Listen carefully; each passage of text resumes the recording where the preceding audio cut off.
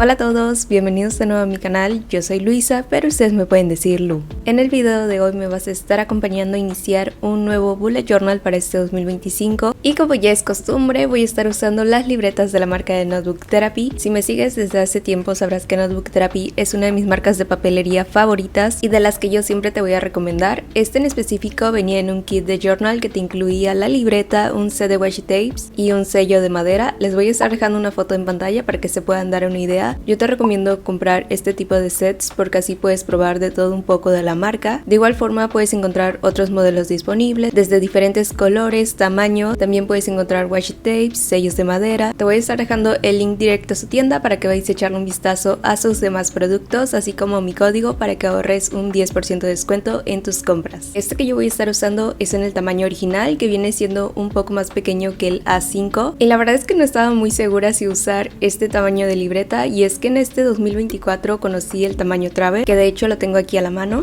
Estas son las dos libretas que estuve usando para este 2024. La primera fue esta del tamaño original con un diseño de Sakura, y este es en el tamaño Travel pero con un diseño de gatitos. La verdad es que este tamaño lo disfruté muchísimo, siento que es perfecto para mí. Sin embargo, el diseño, el color, todo de esta libreta me animó a probar otra vez en el tamaño original, pero lo más seguro es que cuando me termine esta libreta me pase otra vez al tamaño Travel. Yo te recomiendo mucho estas libretas de la marca de Notebook Therapy, tanto por su calidad, el gramaje de las hojas y el diseño. Son los que llevo usando desde hace tiempo y la verdad valen mucho la pena. Y ahora sí, con esta breve introducción vamos a empezar.